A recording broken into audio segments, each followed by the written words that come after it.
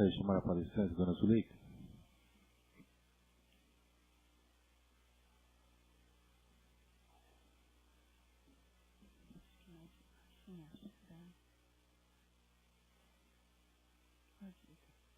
Porque vai apagar a luz, não vai? Vai apagar a luz, não? Não vai deixar. Boa noite a todos. Que a paz de Jesus esteja em nossos corações. Jesus é o renovador da vida de cada um. Ele veio para nos ensinar o amor, para mudar a humanidade, que ainda é egoísta, orgulhosa, que pensa somente em si, se esquecendo dos outros. Jesus veio nos ensinar o amor, a caridade, o perdão. E quando ele adentra, o seu evangelho adentra o nosso lar, nós abrimos mais facilmente o nosso coração para ele. Quando nós já entendemos o que ele espera de cada um de nós, que seria bom para nós, seria uma vida melhor, nós levamos para o nosso lar não apenas aquilo que aprendemos numa casa como esta, mas levamos isso e muito mais para a nossa família. E lá, Jesus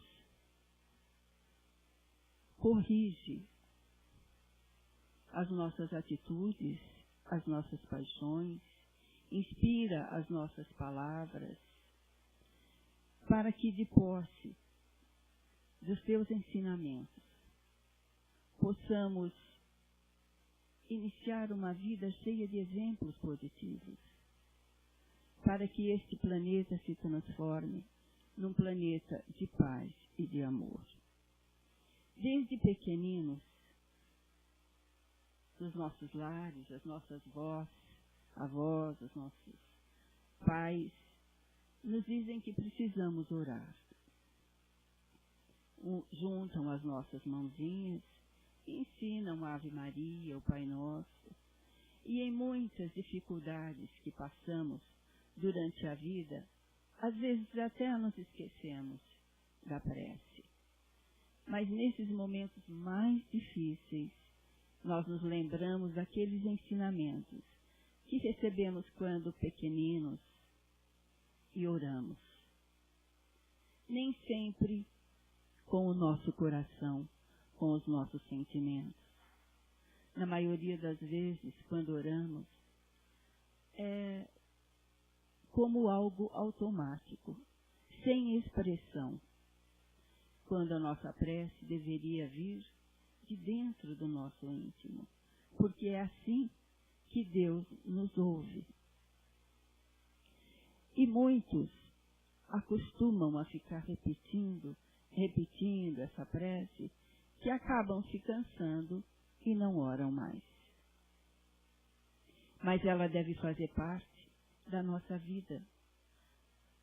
Não precisa ser essa prece que lemos nos livros, existem livros só de preces, mas que sejamos agradecidos a Deus.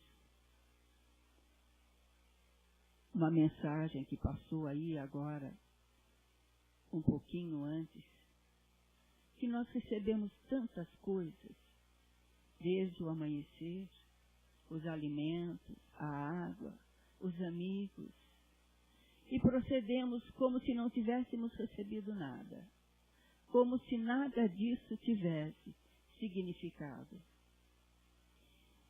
E se não tivéssemos amanhecido, não tivéssemos acordado pela manhã, como seria? Sejamos gratos por mais um dia, pela oportunidade que Deus nos dá de aprendermos, de vivenciarmos os nossos problemas, porque através deles nós vamos crescendo um pouquinho a cada vez, se tivermos olhos de ver as lições que nos são apresentadas em cada situação, em cada momento. E nós sabemos do benefício que a prece, que a oração nos proporciona. Ela nos fortalece para enfrentarmos as dificuldades das encruzilhadas da vida. É através dela que mergulhamos nesse oceano de energia e retiramos dele o ânimo, a coragem, para nos fortalecermos, para enfrentar os problemas. É através da prece que os doentes, quando recebem as orações, se recuperam mais rapidamente do que aqueles que não receberam. Porque os que receberam acreditavam, tinham fé, e muitos sequer creem em Deus. É através da prece que passamos a nos conhecer melhor, fugindo das ansiedades, das depressões, que é tão comum no dia de hoje. Porque todos nós somos aquilo que pensamos. Nos diz Emmanuel que todos nós lançamos em torno de nós forças criativas ou destrutivas, agradáveis ou desagradáveis, ao círculo pessoal em que nos movimentamos. A aranha respira no centro das próprias teias. A abelha pode viajar intensivamente, mas não descansa, a não ser nos compartimentos da própria colmeia. Assim também, o homem vive no seio das criações mentais a que dá origem. Nossos pensamentos são paredes em que nos aprisionamos ou asas em que progredimos subindo para a espiritualidade de uma maneira melhor. Como pensamos, viveremos. Nossa vida íntima é o nosso lugar. A fim de que não perturbemos as leis do universo, a natureza somente nos concede as bênçãos da vida, de conformidade com as nossas concepções. Se eu me recolher, eu vou enxergar o limite de tudo. Não vou ver nada além daquilo que meus olhos estão vendo. Se eu me expandir a minha visão, o meu pensamento, eu vou perceber um infinito de tudo e não limitações. Para que nos elevemos com todos os elementos de nossa órbita, não conhecemos outro recurso além da oração, que pede luz, amor e verdade. A prece, traduzindo a aspiração ardente de subida espiritual, através do conhecimento e da virtude, é a força que ilumina o ideal e santifica o trabalho. Narram os Atos dos Apóstolos que, havendo os apóstolos orado, tremeu o lugar em que se encontravam e ficaram cheios do Espírito Santo. Iluminou-se-lhes o anseio de fraternidade, engrandeceram-se-lhes as mentes congregadas em propósitos superiores e a energia santificadora felicitou-lhes o Espírito. Não ouvides, pois, que o culto à prece é marcha decisiva. A oração renovar-te-á para a obra do Senhor dia a dia, sem que tu mesmo possas perceber. Geralmente, num lar, moram várias pessoas.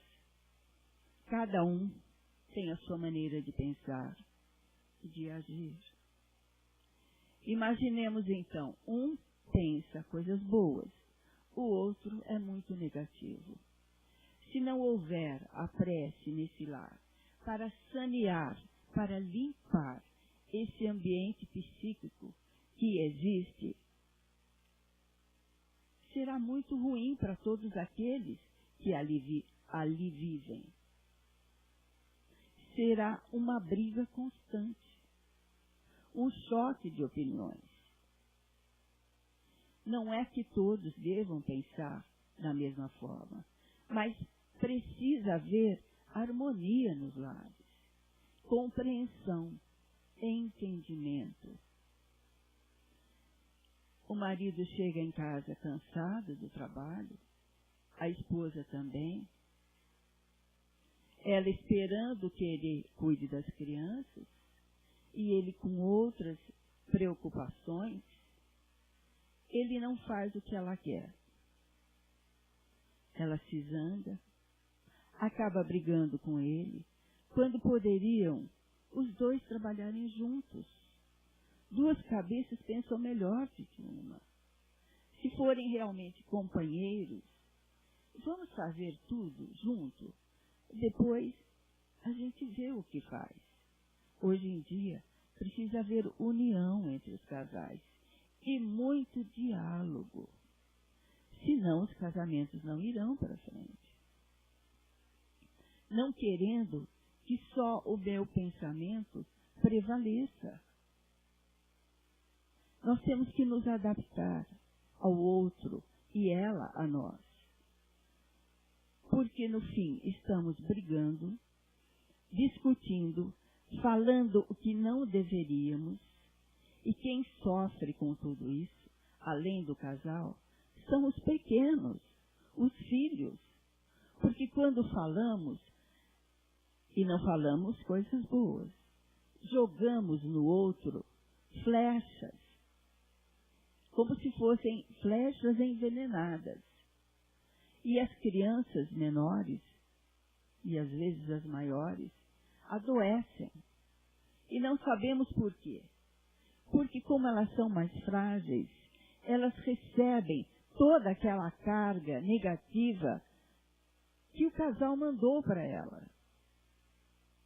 Os alimentos que ingerimos poderão nos dar dores de estômago, dor de barriga, porque eles também assimilam aquela energia do lar, aquela negatividade que estamos ali. Está presente. Não sabemos por quê, mas acabamos por ficar doentes. Mas agora nós já sabemos. Os casais precisam olhar com carinho mais um pelo outro.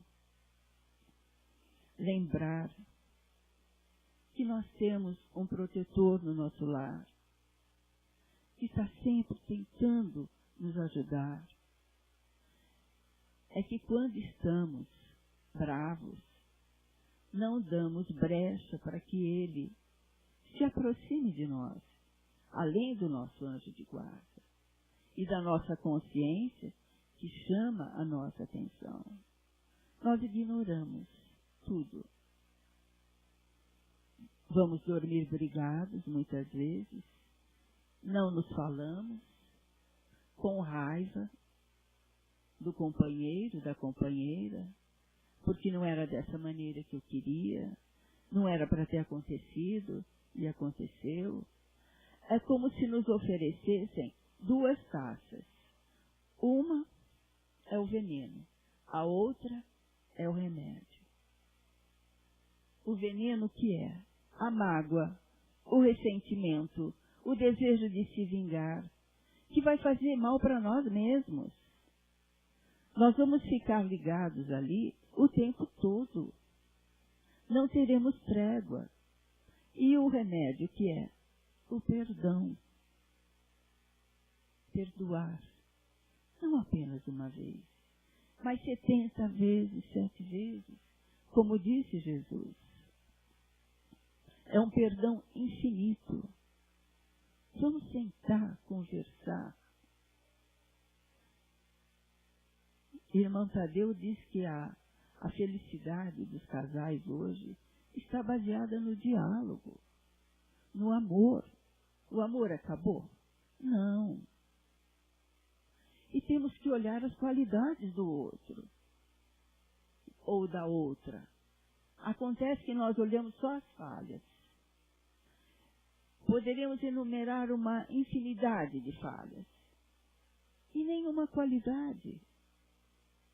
E ele vai fazer o mesmo conosco. E quem somos nós para julgar? Quem quer que seja? Numa historinha do Dr. Bezerra de Menezes, ele estava conversando com um jornalista famoso do tempo da República. Era o Quintino Bocaiúva. E o Dr. Bezerra já era espírita, mas o Quintino estava, assim, muito interessado em saber sobre a doutrina. Aí chega a empregada e diz: doutor, tem um policial aí junto com o empregado da casa. Ele fala: manda que entre. Aí eles entraram e o serviçal, o que estava junto, que veio junto com o policial, dizia: por favor, doutor, não me mande prender. Eu tenho filhos, tenho 2 filhos. Foi um acidente que aconteceu. Eu te juro que se o senhor não me mandar prender, eu vou desaparecer. O senhor nunca mais vai me ver. E o doutor Bezerra estava ali de lado, só ouvindo a conversa. Porque esse serviçal foi mexer numa arma e a arma disparou. E o tiro passou de raspão na cabeça do Quintino Bocaiúva. E o Quintino estava muito bravo, muito. Eu não te perdoo. Isso não vai ficar assim. E o empregado, desesperado: se o senhor não me perdoar, onde que eu vou conseguir trabalho depois que eu sair da cadeia? E o doutor Bezerra estava muito incomodado, porque ele estava percebendo muito ódio, muita raiva no coração do Quintino. Aí o Quintino olhou para ele e falou: o que o senhor está achando? Que eu devo perdoar? Eu não perdoo. Ele disse: é um direito seu, perdoar ou não, desde que você não erre nunca mais. Aí ele ficou pensando: quem não erra? Todos nós erramos. E ele transpirava sem parar. Aí ele falou para o policial: pode deixá-lo em liberdade. E falou para o empregado: vá para a Copa ajudar nos trabalhos. Você não vai sair daqui. Mas nós nos tornamos juízes. Brigamos, discutimos, condenamos. Às vezes não damos nem oportunidade do outro abrir a boca. Por isso é que precisamos levar o Evangelho para o nosso lar. E quem instituiu o primeiro Evangelho no lar foi Jesus. Numa noite cheia de estrelas, com uma lua como está hoje, linda, maravilhosa, Jesus estava em casa de Pedro e a conversa começou a se tornar não muito boa. Jesus, virando para Pedro, diz: Pedro, o que fazes? Antes de levar o produto do seu trabalho, que é a pesca, para o mercado. E o Pedro disse a ele: eu separo tudo, porque os compradores não querem saber dos resíduos da pesca. Eles querem os peixes mais bonitos. E o que faz Pedro, o oleiro, quando ele tem algo para construir, para trabalhar. O oleiro é aquele que trabalha com o barro.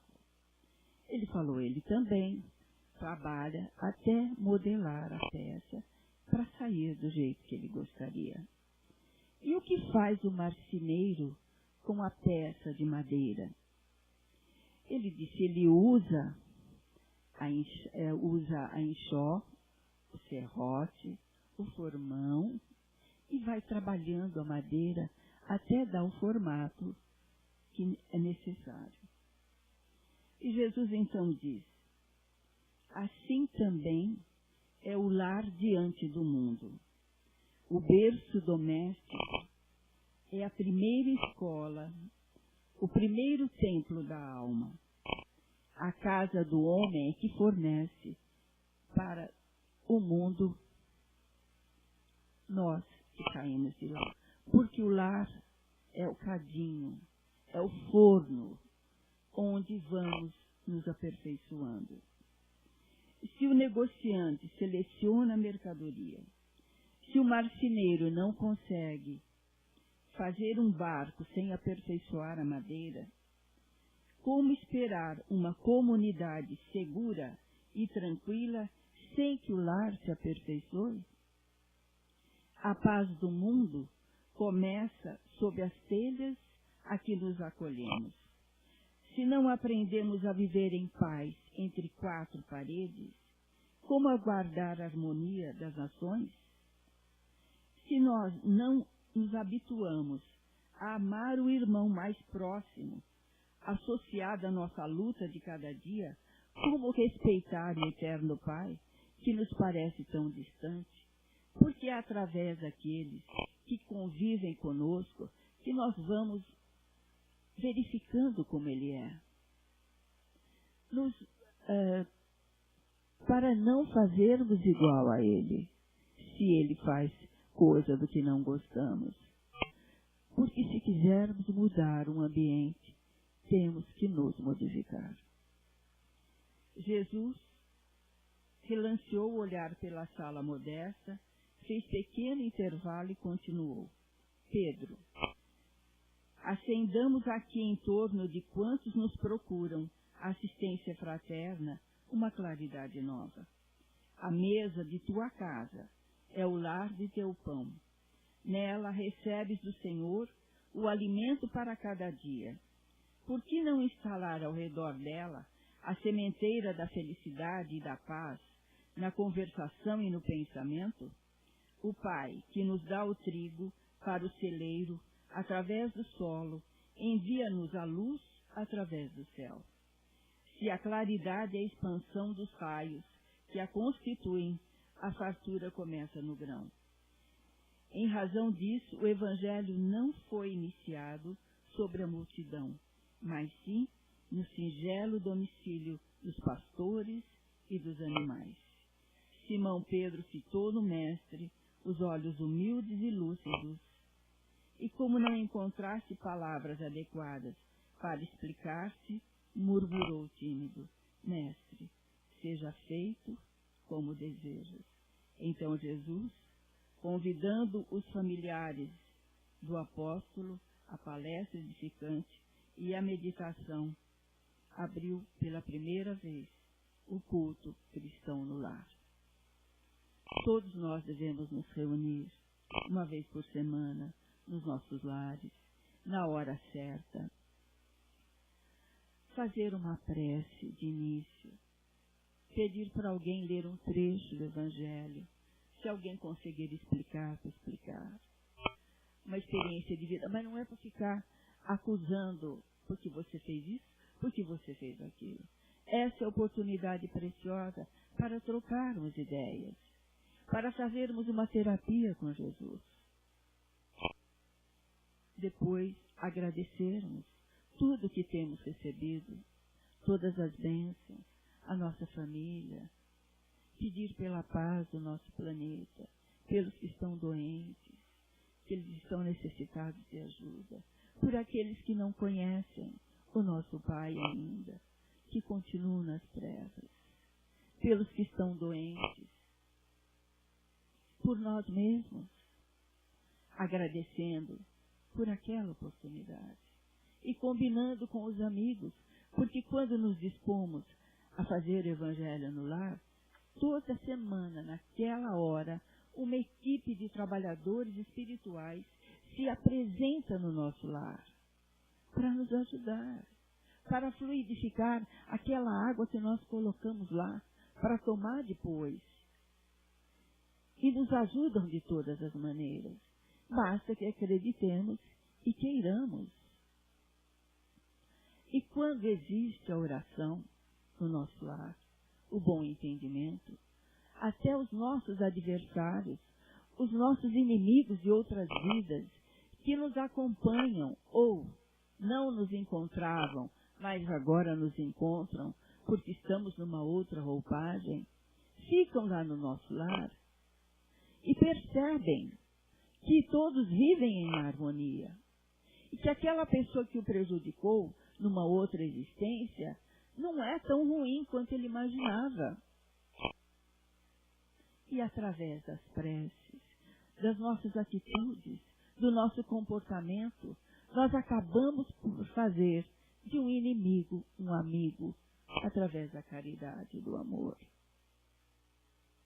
Jamais estaremos sós.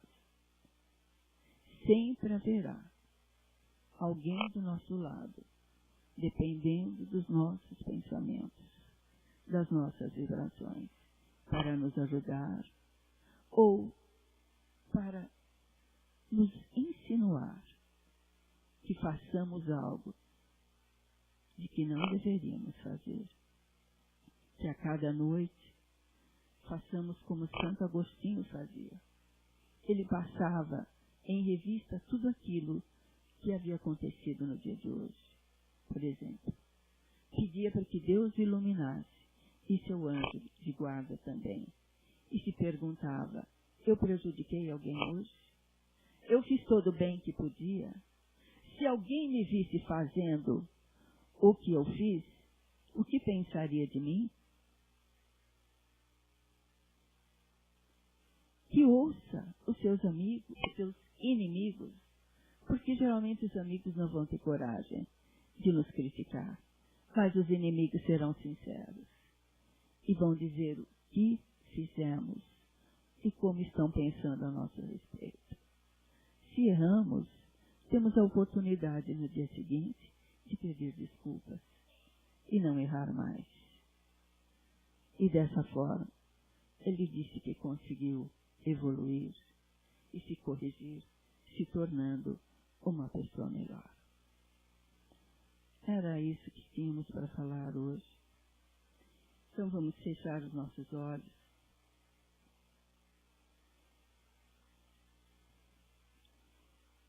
Agradecendo todas as dádivas que recebemos.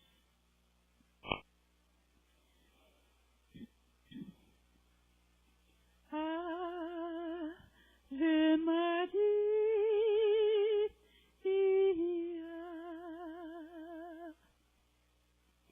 flor do céu,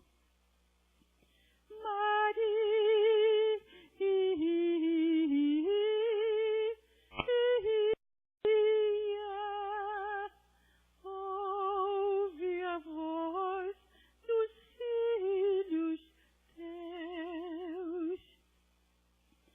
Maria,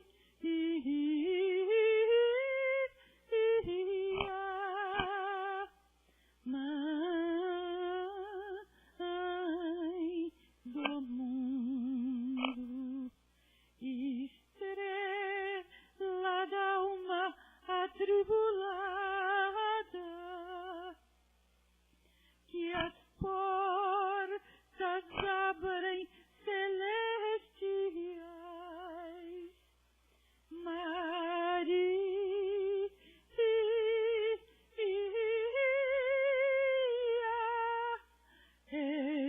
escuta as vozes dos mortais.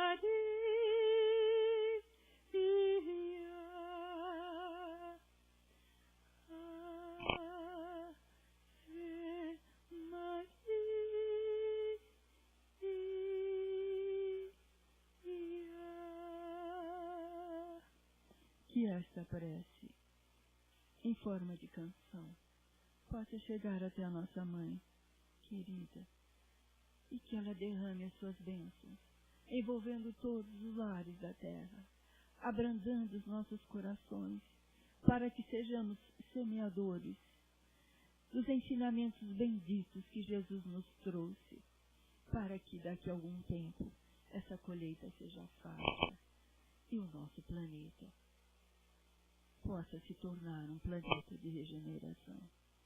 Que assim seja, graças a Deus. Muito obrigada.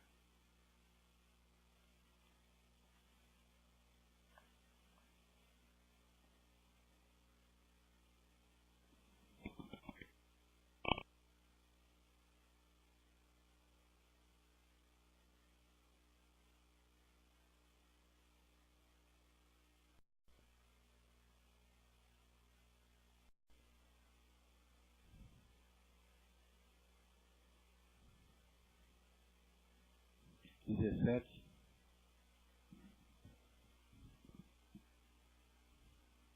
trinta e sete,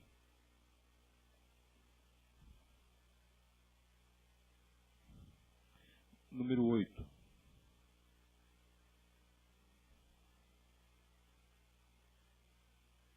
número 3, número 17.